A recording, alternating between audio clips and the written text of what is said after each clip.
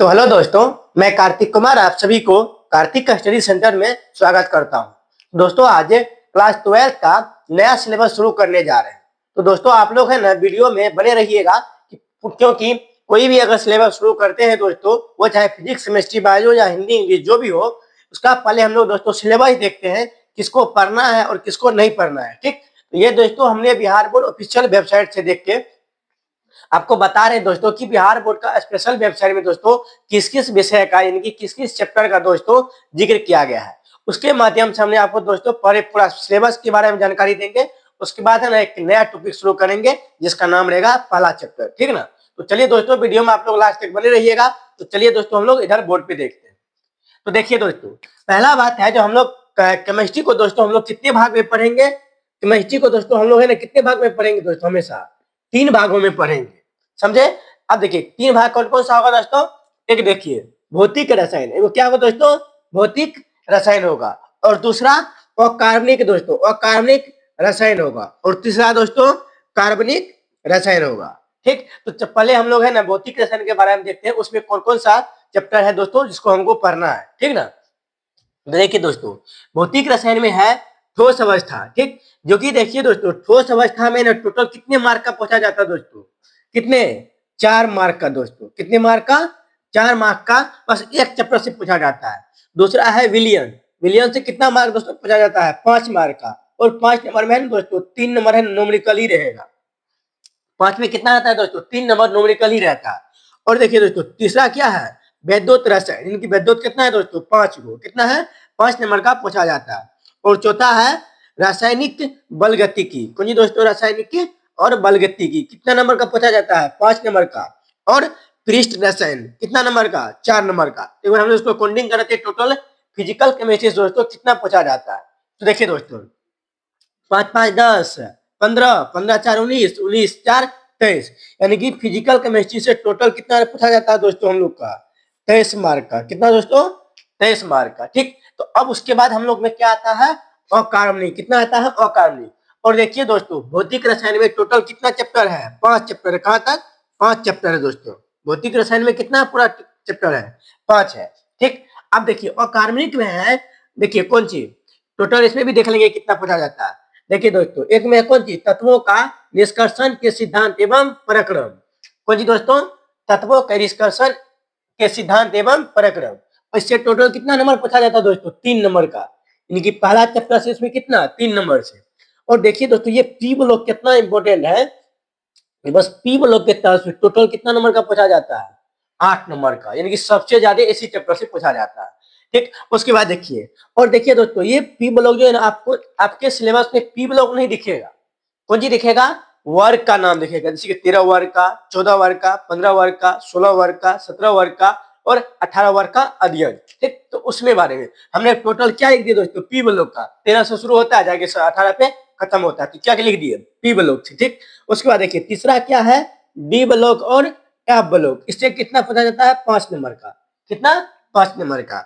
और ये 4 में कौन जी दोस्तों उपसह संयोजन यौगिक है। दोस्तों आप लोग की बुक में उपसह संयोजन नहीं दिखेगा क्योंकि कोई कोई बुक में क्या रहता है दोस्तों समन्वय, कौन जी रहता है समन्वय रहता है,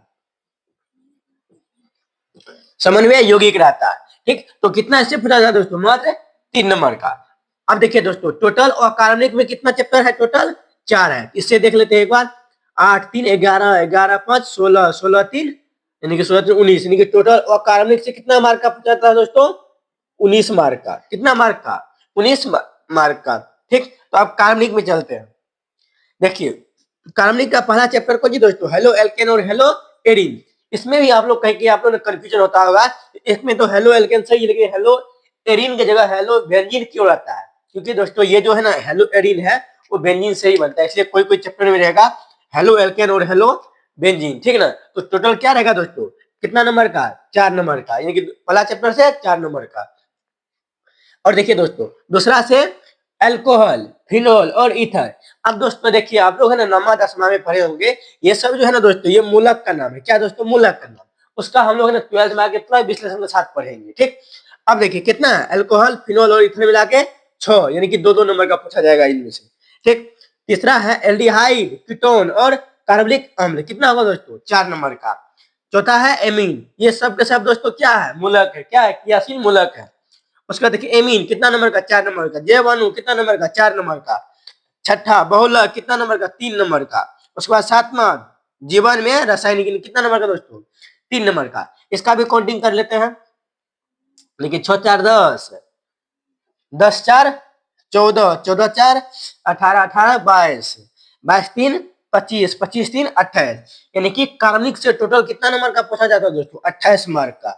ठीक, तो दोस्तों ये रहा अपना लोग का टोटल यानी कि क्लास 12 का केमिस्ट्री का दोस्तों सिलेबस। क्या है दोस्तों, सिलेबस, यानी कि न्यू पैटर्न पे हमने दोस्तों हमने बिहार बोर्ड के ऑफिशियल वेबसाइट से दिखाए हैं। ठीक, इसमें तो डिजिटल सिस्टम है नहीं जो हम आपको ऑफिशियल वेबसाइट पे ले जाते हैं, ठीक ना। इसलिए हम लोग क्या किए, इस पे पहले छाप दिए हैं। तो चलिए हम लोग थोड़ा बहुत आज है ना पहला चैप्टर के बारे में जान लेते हैं कि ठोस अवस्था क्या होता है दोस्तों। ठीक, तो अब देखिए दोस्तों, अपना लोग जैसे कि मान लीजिए ठोस अवस्था हो जाता है, तो ठोस अवस्था क्या करते हैं। जैसे कि हम लोग ठोस अवस्था पहले ये बताइए आता कहाँ से है, क्योंकि हम लोग कोई भी चीज पढ़ते हैं उसके लिए हम लोग कुछ करते हैं, पूरा उसका पीछे वाला बैकग्राउंड जानते हैं, कैसा है क्यों है। क्योंकि जैसे एग्जाम्पल मान लीजिए आपके घर में कोई आएगा घर लड़का को देखने के लिए, तो लड़का का बैकग्राउंड नहीं देखता, किसका देखता, उसके पापा लोग का। क्यों, क्योंकि उसका बैकग्राउंड कैसा है, किस फैमिली से आते हैं, कैसा उसका बिहेवियर है। ठीक, तो इसलिए हम लोग पहले अगर ठोस अवस्था के बारे में जानेंगे तो उसके लिए हम लोग क्या करेंगे, पहले इसके पीछे का जानेंगे कि पीछे क्या क्या हुआ है, क्यों ये आया है, इसके बारे में कैसा जानकारी हम लोग को प्राप्त करना है। तो चलिए हम लोग एक ठोस अवस्था के बारे में जानते हैं।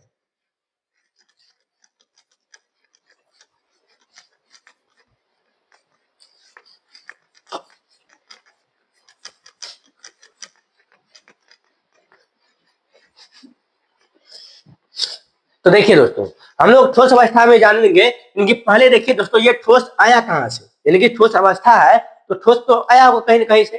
तो ठोस है ना दोस्तों, किससे आया दोस्तों, पदार्थ से। कौन चीज से आया है, पदार्थ से आया है। अब पदार्थ क्या होता है, अगर आपके मन में आया अगर ये पदार्थ से होता है तो पदार्थ क्या होता है, तो इसके बारे में देखिए दोस्तों।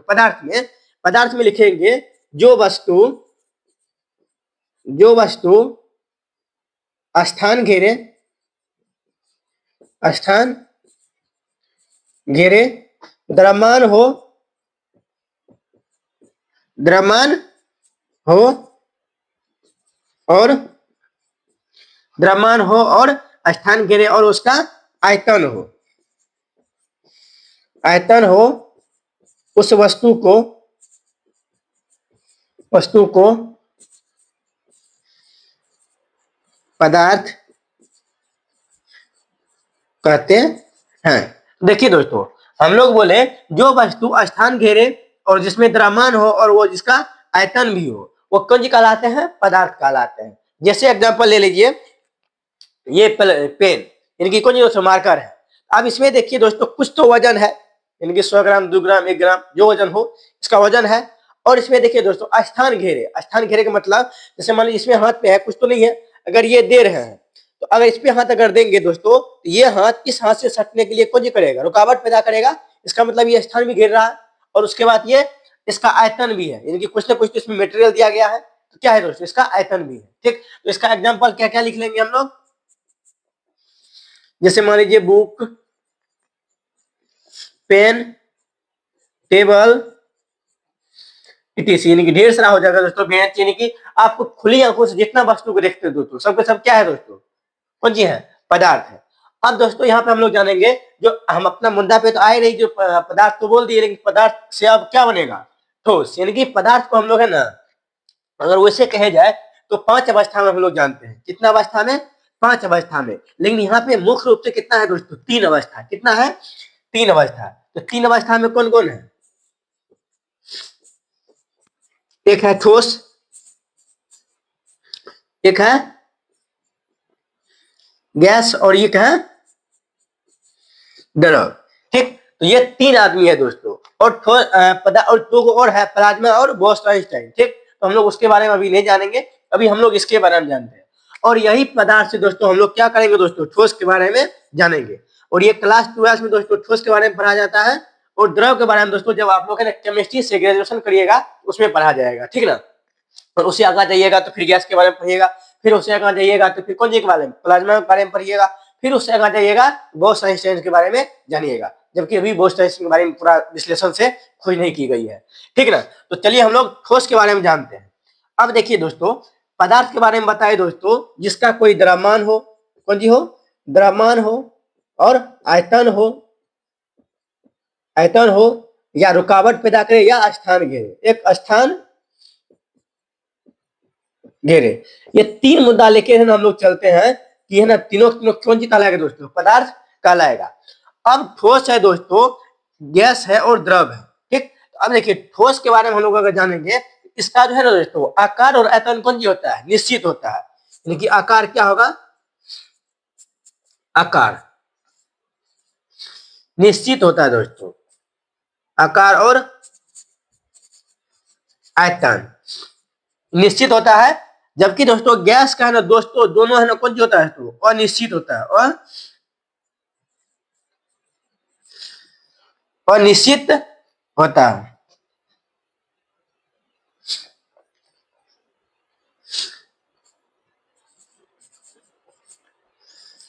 अनिश्चित होता है दोस्तों, अनिश्चित होता है, दोनों कौन सी दोस्तों, अनिश्चित। जबकि द्रव का दोस्तों, द्रव का कौन सी होता है, द्रव का आप देखिए यहाँ पे दोस्तों आकार और आयतन का हम बस एक ट्रिक आपको बताते हैं कि आप लोग कैसे पता करिएगा जब आकार आयतन निश्चित होता है कि आयतन उसका निश्चित होता है। तो देखिए दोस्तों, जैसे मान लीजिए इसमें हमने है ना 100 ग्राम पानी हट रहा है, ये मान लीजिए एक शीशा गिलास है, इसमें 100 ग्राम पानी हट रहा है। तो अब पूरा पूरा अगर पानी भर दिए हैं तो आयतन कितना है दोस्तों, 100 ग्राम, ठीक। अब उसमें से हमने क्या करेंगे, आधा पानी को बाहर कर देंगे, तो कितना बचेगा, 50 ग्राम, यानी कि 50 यहाँ से बचेगा।